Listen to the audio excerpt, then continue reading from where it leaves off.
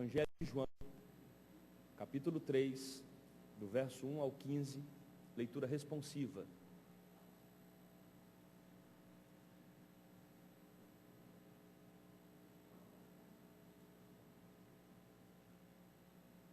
Assim diz a palavra do Senhor. Havia entre os Nicodemos, um dos principais dos judeus.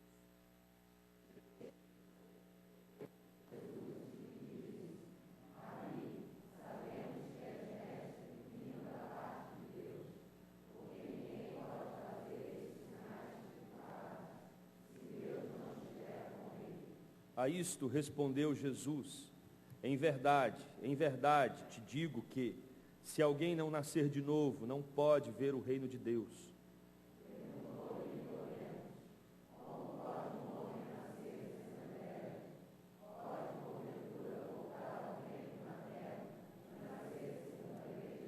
Respondeu Jesus: em verdade te digo, quem não nascer da água e do Espírito não pode entrar no reino de Deus.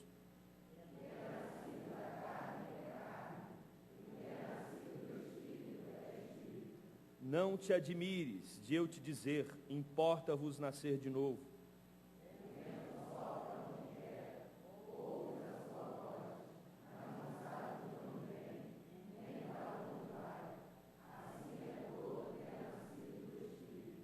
Então lhe perguntou Nicodemos: como pode suceder isto? Acudiu Jesus.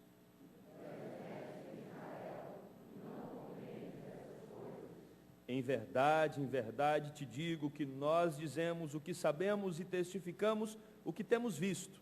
Contudo, não aceitais o nosso testemunho.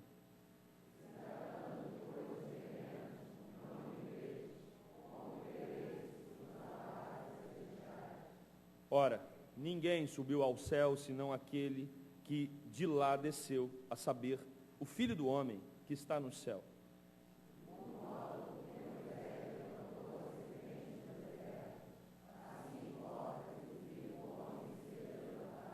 Para que todo o que nele crê tenha a vida eterna. Amém. Oremos. Querido Deus, tua palavra está aberta e será exposta nesta hora. Teu povo veio até esse lugar, entendendo que aqui seriam alimentados pelo Senhor. Eu rogo pela tua misericórdia, para que o Senhor esteja neste momento me usando para ser bênção na vida de cada um dos teus filhos.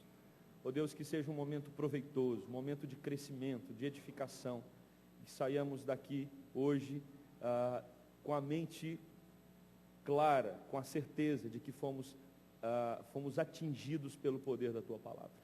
Oramos assim no nome de Jesus. Amém. Imagina você com um grande apartamento em alguma cidade do Nordeste ou fora do país. Depois de 5 anos, você vai lá para ver o seu apartamento que ficou fechado esse tempo todo.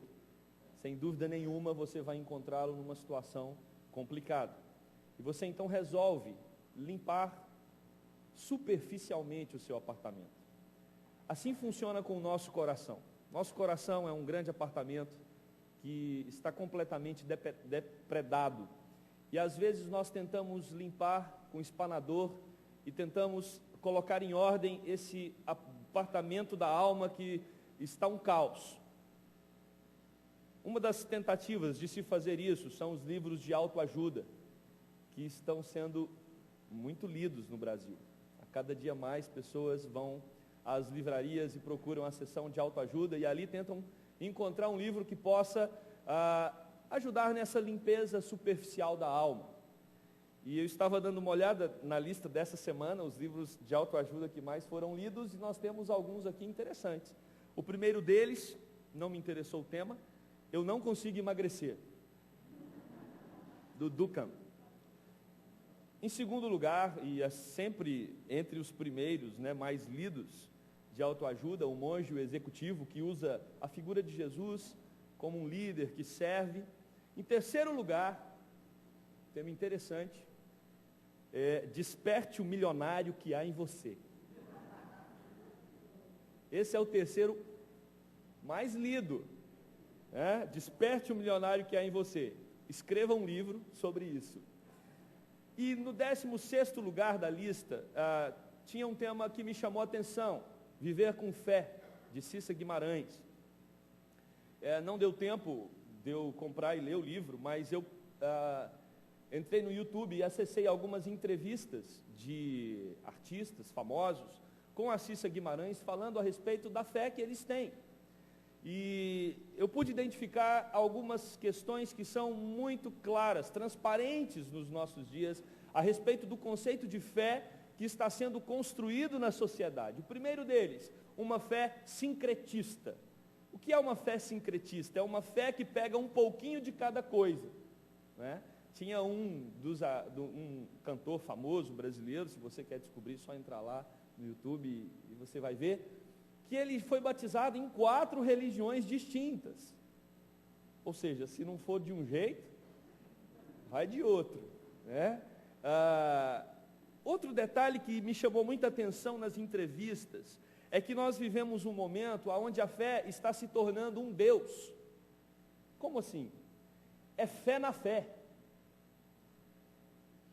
Não é fé num Deus, é fé na fé. A fé se torna o objeto último. Então, eu tenho uma fé enorme, eu tenho uma fé que move montanhas, eu tenho uma fé que ela muda a minha realidade. Então, é uma fé que age, é uma fé que tem poder em si mesmo.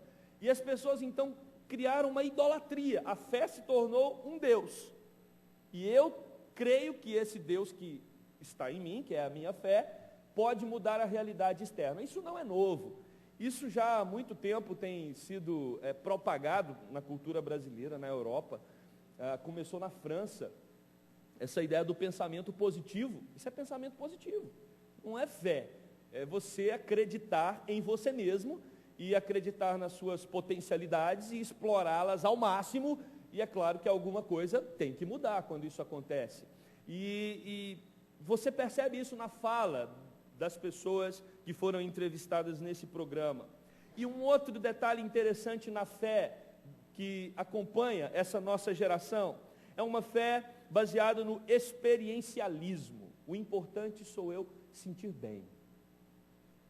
Então, não interessa se é um templo budista, não interessa se é Sheshonoye, não interessa se é numa igreja católica, numa igreja evangélica, protestante, pentecostal, neopentecostal, tradicional, não importa.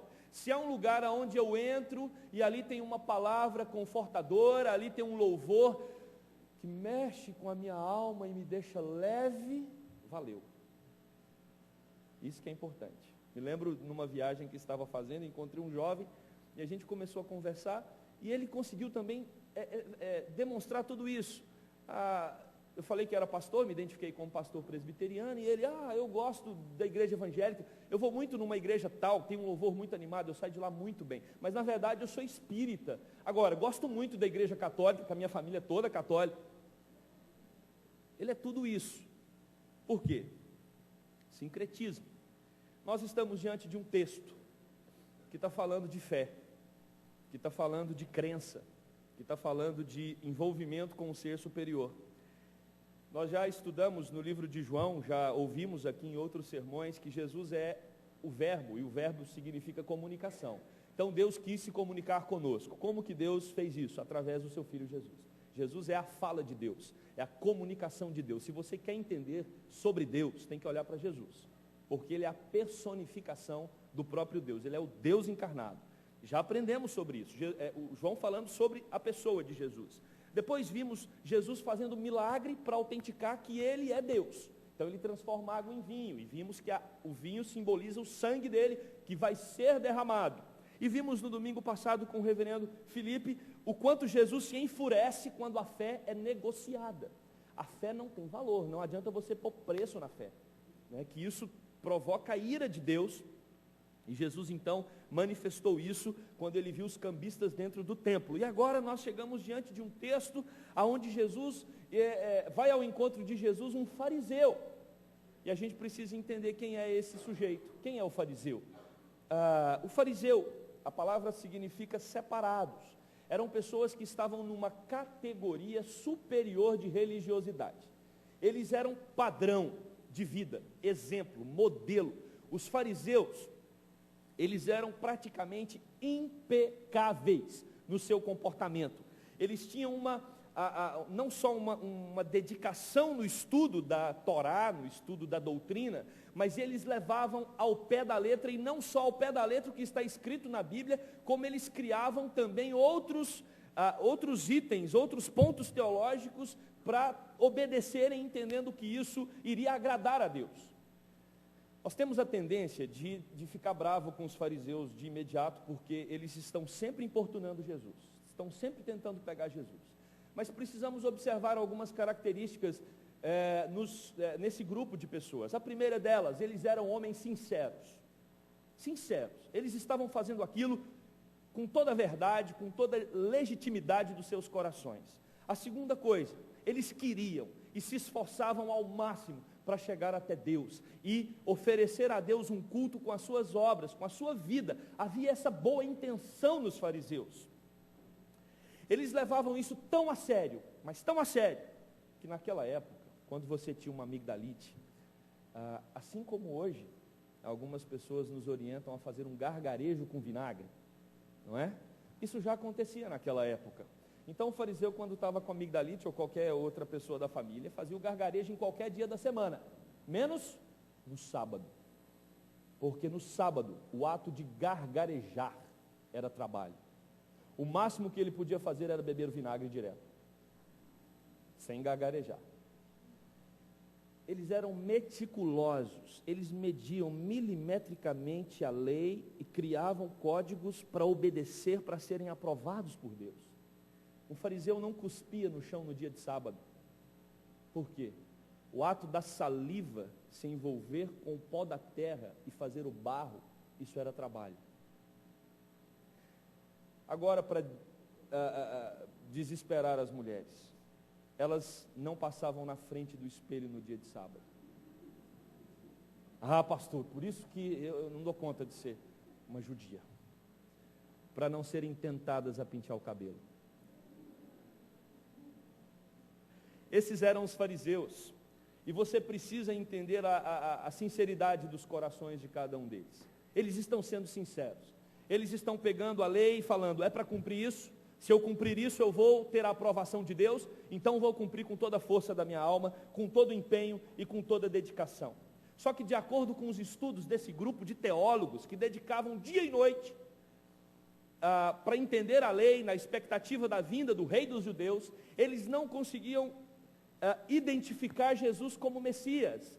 Para eles, quando eles olhavam para a figura de Jesus, que nasceu em Nazaré, é filho de Maria e do seu Zé, carpinteiro, não dava para esse sujeito ter uma linhagem real. Vocês entendem a angústia deles? É muito simples, é povão, não dá para esse jovem ser o nosso rei. Então havia uma angústia profunda nos corações desses líderes religiosos, e por isso que às vezes eles são tão enfáticos em a tentar puxar o tapete de Jesus para que Jesus, de forma definitiva, seja eliminado. Mas o que acontecia? Jesus tinha poder de fazer milagres. E como você vai vencer uma queda de braço com um homem que tem poder de levantar um coxo? Um homem que tem poder de curar cego, ressuscitar mortos. Por isso que os profetas escreveram que o Messias teria essas características poderosas, porque seria a senha, seria o código. Ou seja, o Messias vai ter poder de fazer coisas sobrenaturais para que todos entendam que Ele é o Senhor e que tem poder sobre todas as coisas. Agora é interessante que na caminhada de Jesus vem um sujeito, e o texto diz que ele não era apenas um fariseu, o texto diz que ele era um líder dos fariseus. Ele era alguém que era respeitado pelo grupo dos fariseus.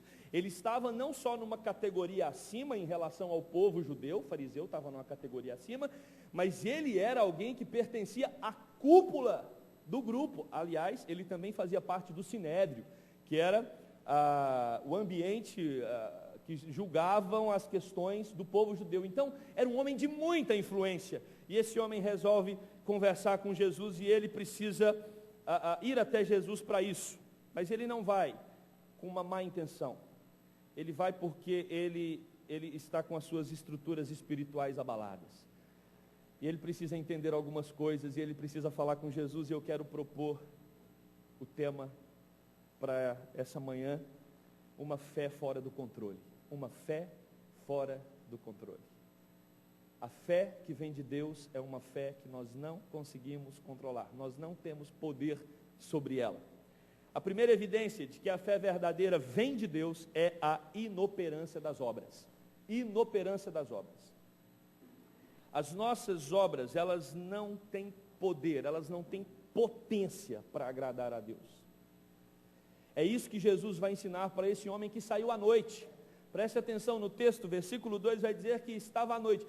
Provavelmente, Nicodemos sai à noite para se encontrar com Jesus, porque ele era líder dos fariseus. E não ficaria bem, à luz do dia, Nicodemos ir ter com Jesus.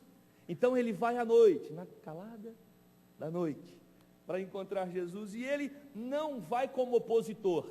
Como é que a gente sabe que ele não vai como opositor? Os termos que ele usa ainda no versículo 2, a respeito da figura de Jesus, ele chama Jesus de Rabi, mestre. E mais, ele faz uma afirmação importantíssima.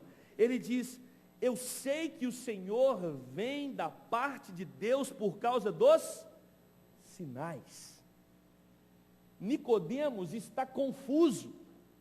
Ele está olhando para Jesus e está vendo que há alguma coisa nesse sujeito, para ele, que é diferente, porque existem sinais que ele executa, que chamam a atenção, e que faz com que ele tenha uma crise no coração, para tentar entender o que esse Cristo tem para anunciar para ele.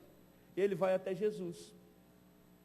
Nicodemos afirmou que ele vinha da parte de Deus, que Jesus vinha da parte de Deus, e Jesus já vai logo para uma conversa mais séria com Nicodemos. Nicodemos veio cheio de pompas e circunstâncias: mestre, rabi, eu sei que você vem da parte de Deus, porque os sinais que você realiza, evidencia isso. E Jesus já diz logo para Nicodemos: Nicodemos, importa que você nasça de novo. Importa que você nasça de novo. No versículo 3, em verdade te digo, se alguém não nascer de novo, não pode ver o reino de Deus. Meus irmãos, não tem obra que nos leva para a presença de Deus. Não há nada que nós executemos na nossa vida, não há boa ação, não há nenhuma prática que você desenvolva na sociedade, com as pessoas mais carentes, que vai trazer ou que vai dar condições para que você seja salvo pelas suas obras ou pelos seus méritos.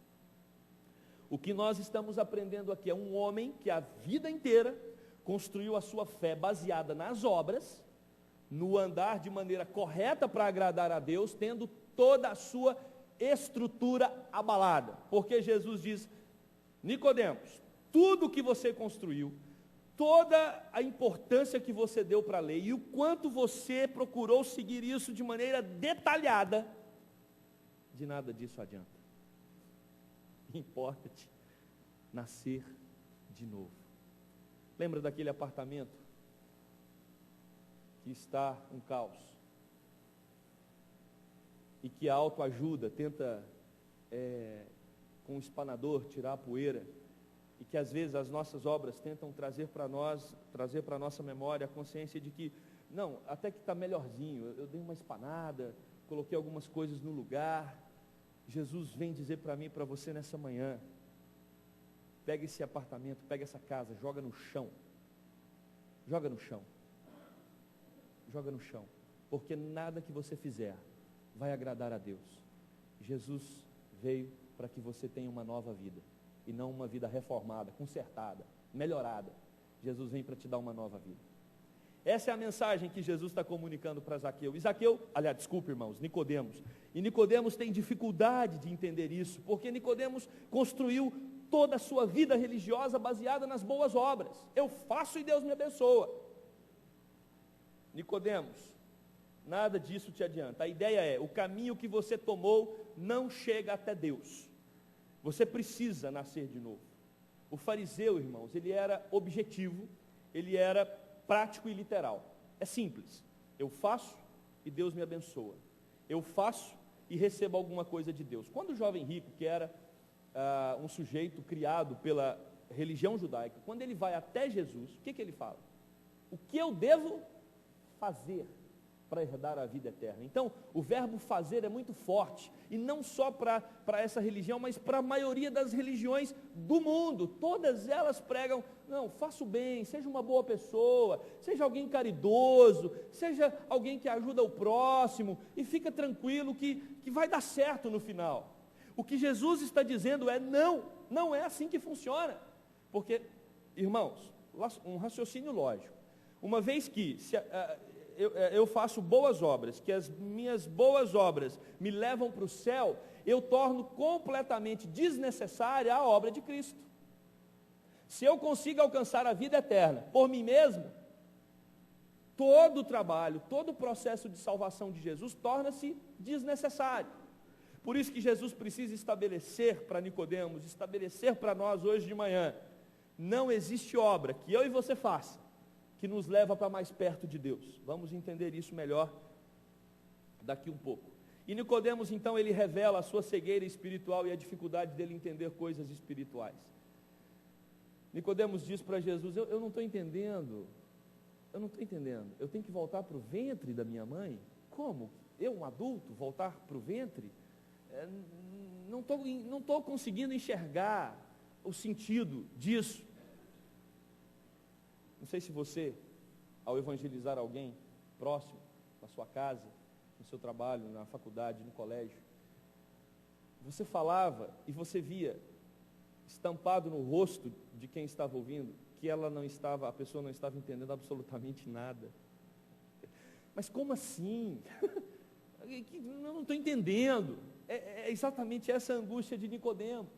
E é a angústia das pessoas que de maneira racional tentam entender o Evangelho. Não é possível entender o Evangelho de maneira racional, lógica. Não se explica o Evangelho. Não se convence, um homem não consegue convencer outro a respeito do Evangelho.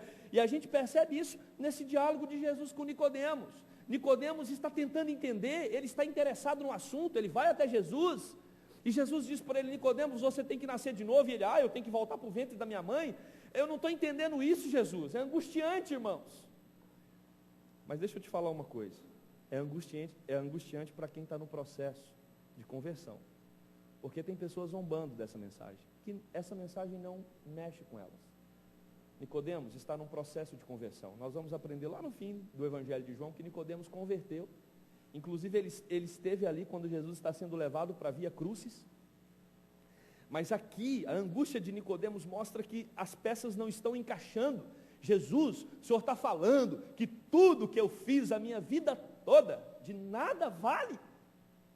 É exatamente isso. Mas as visitas a crianças carentes, os trabalhos em orfanatos, as ofertas, os dinheiros que eu já dei para instituições, o dinheiro que eu já dei para instituições, nada disso valeu diante de Deus. Não. Nada disso. Mas nada disso. Nada. Por isso a segunda evidência de que a verdadeira fé vem de Deus é porque além dela não ser fruto das suas obras, ela é concedida pelo Espírito Santo. Ela é dada pelo Espírito Santo. E é isso que Jesus vai começar a argumentar a partir do versículo 5. Em verdade te digo, toda vez que aparecer essa expressão, e ela aparece 3 vezes aqui nesse texto, Jesus está chamando a atenção. Presta atenção, Nicodemos. Eu tenho uma verdade importante, uma verdade absoluta, uma verdade inquestionável para te comunicar. Para entrar no reino dos céus, você tem que nascer da água e do Espírito. O nascimento que vale para Deus é o nascimento que vem do Espírito Santo. O derramamento do Espírito sobre nós no dia da nossa conversão. Teve um dia que Deus marcou, que Deus agendou um encontro com você, e Deus veio na sua direção, e o Espírito dele foi derramado no seu coração, e você veio à frente, e você foi batizado com a água. Isso foi um sinal de que você foi realmente, você teve um encontro real com Jesus Cristo, seu Salvador. Uma fé que não vem do coração humano, mas uma fé que é produzida pelo Espírito de Deus em nossos corações. Eu preciso fazer uma pergunta para você. Qual é a fé que está aí dentro? Você pode ter fé como tantos famosos, como tantos brasileiros têm. Fé na fé, fé num ser superior, fé num ser, até num Jesus que você criou que não é o Jesus da Bíblia. Às vezes a gente cria uma figura de Jesus na nossa mente, que não é o Jesus verdadeiro. A fé verdadeira, a fé do alto, ela é produzida no seu coração, não por você, ela é produzida pelo Espírito de Deus. É o Espírito de Deus que derrama a semente, a divina semente, nos nossos corações. E Nicodemos está em crise por quê? Porque ele não tem o Espírito de Deus. E aí Jesus vai dizer no versículo 6, Nicodemos, sabe qual está sendo o problema dessa nossa conversa? O que é nascido da carne é carne. E o que é nascido do Espírito é Espírito. Eu estou falando com você coisas espirituais e você não está entendendo porque você está na carne. Queridos, tenham paciência com quem não é convertido e você queria que convertesse. Tenha paciência. Por isso que Pedro, o apóstolo, vai falar que a mulher tem que ganhar o marido no silêncio. Palavra essa enfatizada nos escritos de Paulo. Mulher, que você que não tem o seu marido ainda convertido, que queria tanto que ele viesse à igreja com você, não é pelo muito falar, não é pela insistência, as nossas argumentações, elas não abrem os olhos da fé do outro. Você que é mãe, você que é pai, que está angustiado porque o seu filho não tem dado demonstração de estar nos caminhos do Senhor, e seu coração está abalado, e você, se fosse pela sua própria força, você o traria arrastando para junto de Deus. Você não consegue trazer pelo seu esforço, não consegue.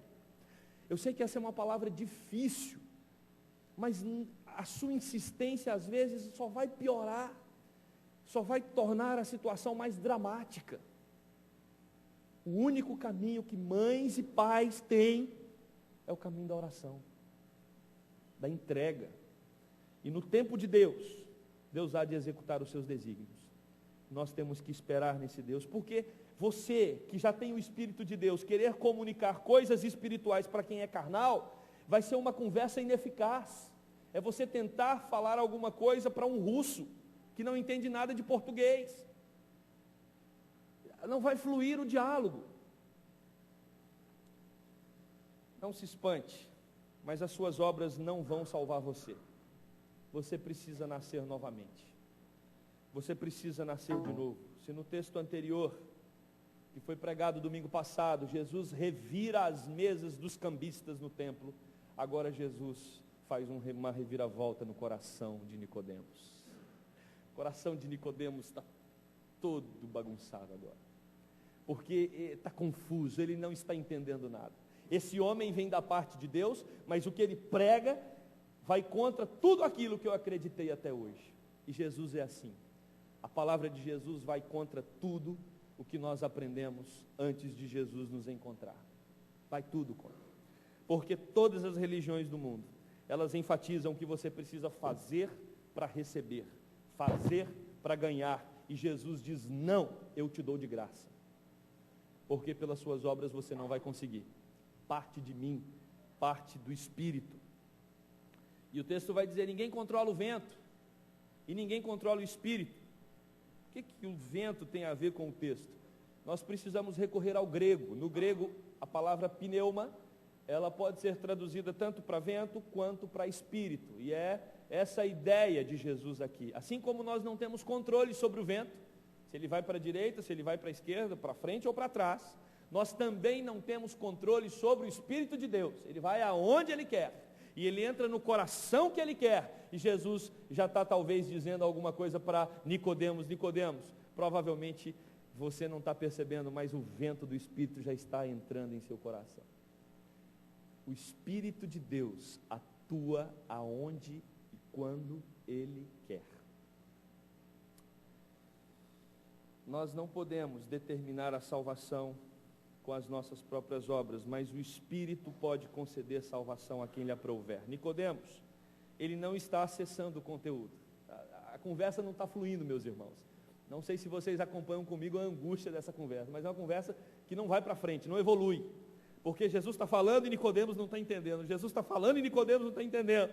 Até que no verso 9, nós temos aqui mais um sinal dessa crise. Então, lhe perguntou Nicodemos, como pode suceder isso? Poderíamos dizer que Nicodemos falou, isso não tem lógica, isso é um absurdo. É um absurdo. Jesus vai dizer, é um absurdo porque vem do céu. Mas antes de dizer isso, Jesus complica a situação de Nicodemos falando para ele, mas você não é mestre em Israel e você não consegue compreender isso? Sabe o que Jesus está dizendo? Nicodemos, você se esforçou tantos anos para estudar a lei, para se tornar um doutor da lei, você é um doutor da lei. Você não consegue fazer essa conta básica. Você não consegue entender que 2 mais 2 são 4. Você consegue decodificar, você consegue resolver cálculos complexos. Nicodemos, eu estou dizendo que a fé vem do Espírito, que as suas obras não podem salvar. Você não consegue entender isso, sendo doutor da lei. Isso aumenta a angústia de Nicodemos, mas sem dúvida nenhuma, também leva-o a checar a base da sua fé. E eu acho que é isso que você tem que fazer hoje de manhã também. E durante a semana, você precisa colocar a sua fé em xeque. Que fé é essa que está sendo construída no seu coração? É uma fé que mesmo estando na igreja, às vezes mesmo como membro, você ao longo dos anos de vida religiosa construiu uma fé baseada em você, baseada nas suas obras. Ou você está convicto, tem plena certeza de que a fé que há em seu coração é uma fé que vem do Espírito de Deus. Para isso nós temos uma terceira evidência. A evidência de que a fé verdadeira que vem de Deus, ela é cristocêntrica. Uma fé verdadeira que brota em nossos corações, não pelas obras, mas vinda do Espírito, ela sempre vai apontar para Jesus Cristo. Jesus Cristo torna-se o centro da nossa vida, da nossa existência, do nosso fazer, do nosso pensar e do nosso agir. Jesus se torna o centro de tudo que somos e de tudo que fazemos. Versículo 11, Jesus fala do que ele sabe e do que ele vê, porque ele enxerga com os olhos da fé. E Jesus está falando exatamente isso para Nicodemos. Nicodemos, eu não sou alguém desse ambiente. Eu desci do alto, eu vim dos céus, versículo 13. Por isso a minha linguagem é celestial. E a gente não está conseguindo conversar porque a sua linguagem é terrena. E nem na linguagem terrena está fluindo. Então, quanto mais se eu for falar de coisas espirituais. E aí no versículo 14. Lembrem-se, Nicodemos era um estudioso da lei, um perito na Torá. Jesus faz questão de usar um texto que está lá no livro de Números, lá no Pentateuco, Números 21. Aqui no versículo 14, Jesus usa a figura da serpente lá que prefigurava a sua obra. Que serpente foi essa? Deixa eu explicar essa história. Está lá em Números 21, a partir do versículo 5. O povo de Israel, várias vezes o povo fez isso, se rebelou contra Deus no deserto, começou a ofender a Deus, a dar as costas para Deus. E Deus, na sua ira, disse para Moisés, Moisés, eu vou enviar serpentes para tirar a vida desses judeus. Eu não estou suportando mais. E Deus então envia serpentes, e essas serpentes estavam picando o povo judeu e morrendo. E o povo se arrepende do pecado e da dureza de coração, e voltam para Deus e falam, ó Deus, tem misericórdia de nós não podemos perecer. E Deus então diz, Moisés, faça uma serpente de bronze, coloque no meio do povo. Todo aquele que olhar para a serpente de bronze, e já tiver sido picado por uma serpente, quando ele olhar para a serpente de bronze, ele vai ser curado. E Moisés então assim procede, coloca uma serpente de bronze, e todo aquele que olhava para aquela serpente, era curado da picada. O que isso tem a ver com o texto? Várias coisas. Assim como Moisés, o filho do homem, assim como Moisés, Jesus, ambos os casos, a morte aparece como punição por causa do pecado. Ambos os casos, é o próprio Deus que na sua graça provê o remédio. É Deus quem provê a solução. Em ambos os casos, o remédio consiste em olhar para aquele algo que foi levantado. No Antigo Testamento, lá em Números, a serpente. Agora, no Novo Testamento, Jesus, que se levantou para dar vida e para dar a eternidade aos homens, e se levantou na cruz do Calvário. A ideia aqui é exatamente essa, Jesus pendurado no madeiro. A cura é para aqueles que olham para algo que foi levantado. Só vai ser curado aqueles que olham para Jesus e reconhecem que dele vem a salvação, e só dele vem a salvação. E aí Jesus caminha para o fim do diálogo com Nicodemos, dizendo: Nicodemos, da mesma forma que foi lá no deserto, quem olhava para a serpente tinha vida, quem olha para mim, disse Jesus, tem a vida eterna. Quem crê nele, no Filho do Homem, terá vida eterna. Jesus não veio para organizar o seu apartamento interior. Jesus não veio para dar uma faxina. Jesus não veio para deixar ele brilhando, os móveis todos lustrados. Jesus não veio para isso. Jesus veio para te dar um novo apartamento espiritual, uma nova casa. Não aproveita nada, meus irmãos, nada, nem aquilo que a gente faz de bom, porque o nosso coração produz só duas coisas. Preste atenção nisso. Nosso coração produz ou coisas más, ou coisas boas que nos promovem o orgulho, a vaidade, e a gente fala: puxa, como eu sou bom mesmo, né? Como eu fiquei bom ao longo do tempo. E as pessoas então vão te elogiar e você vai dizer: não, obrigado. O nosso coração, ele só consegue produzir essas duas coisas. Por isso, a verdadeira fé, ela vem do Espírito, porque a verdadeira fé também produz obras. Presta atenção. A sociedade, as pessoas estão tentando buscar Deus, encontrar sentido na vida por meio do seu próprio esforço. O que Deus está dizendo: não, vocês não vão conseguir. Vocês vão precisar da capacitação do meu Espírito. Por isso Ele nos concede o Espírito. E aí nós fazemos boas obras agora? Sim, fazemos. Mas não através da nossa própria força e da nossa própria capacitação, mas capacitados pelo poder do Espírito de Deus que agora em nós habita. E uma vez que nós temos consciência de que todas as boas obras que praticamos são capacitadas pelo Espírito, isso vai promover a glória de quem? De Deus. A Ele toda a honra, a Ele toda a glória. Isso é uma vida cristocêntrica.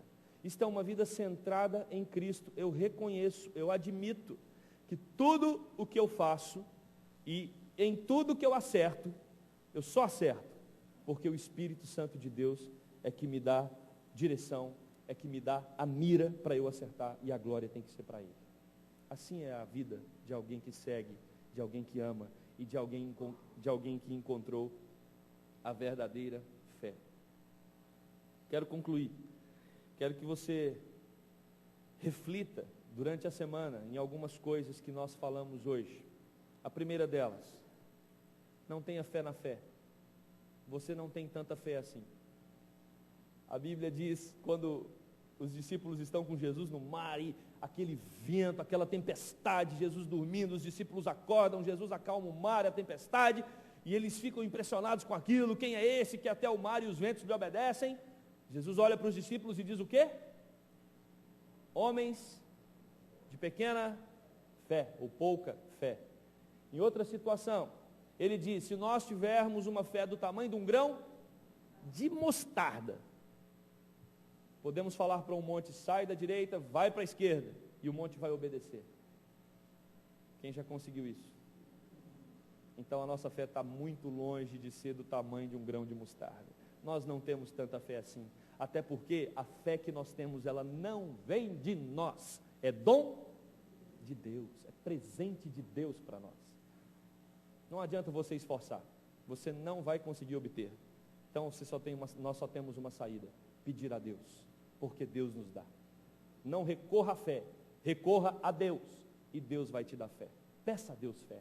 Peça a Deus para que Ele te dê a fé verdadeira, a fé que é guiada pelo Espírito, a fé que promove a glória de Jesus, a fé aonde não são as suas obras que vão enaltecer você, mas são obras do Espírito que vão glorificar ao próprio Deus. É assim que Deus quer que vivamos. E é isso que Jesus ensina para Nicodemos, e é isso que Jesus ensina para nós nesta manhã.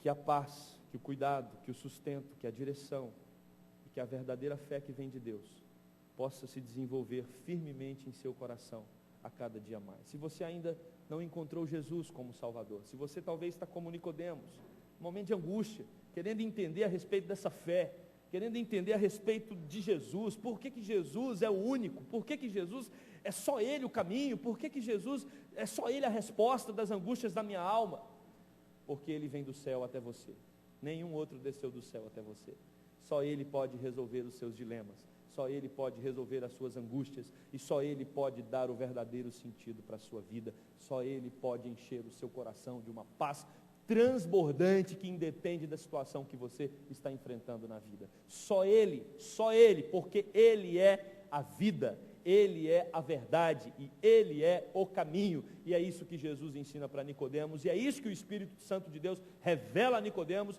E Nicodemos, aquele fariseu que construiu toda uma história baseada nas suas próprias obras, tem tudo aquilo demolido, e o Espírito Santo de Deus faz dele uma nova criatura. Nova criatura. É isso que Cristo faz conosco, e que Ele nos abençoe. Amém. Vamos orar. Pai, nós te agradecemos, porque o Senhor é Deus misericordioso, Deus bondoso, Deus gracioso, Deus que se move em nossa direção, Deus que vem até nós, através do Teu Filho Jesus, através do Teu Espírito Santo. Oh Deus, obrigado porque o Senhor é aquele que doa, aquele que dá, nos presenteia com a verdadeira fé, uma fé que o nosso coração limitado, caído, pecaminoso não pode produzir, mas o Senhor nos dá. Quantas pessoas tentando encontrar sentido na vida com livros de autoajuda, tantas pessoas tentando organizar alguma coisa que não tem como organizar, mas o Senhor vem e coloca a nossa casa em ordem, o Senhor vem e faz com que tenhamos uma vida com um sentido, com sabor, com prazer e com alegria, que nada e nem ninguém pode nos dar nessa terra. Louvado, bendito, glorificado seja o Teu nome. Oh Deus, obrigado porque essa verdade foi revelada a Nicodemos, mas essa verdade também foi revelada a cada um que está aqui dentro e sabe exatamente do que nós estamos falando.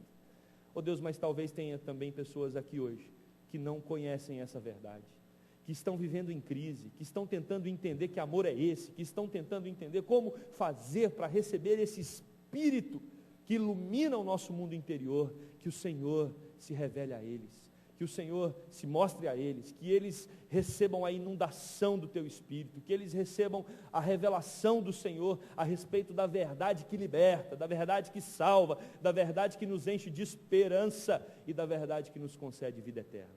Essa, Deus, é a minha oração, e eu a faço no nome de Jesus Cristo, o nosso único Salvador.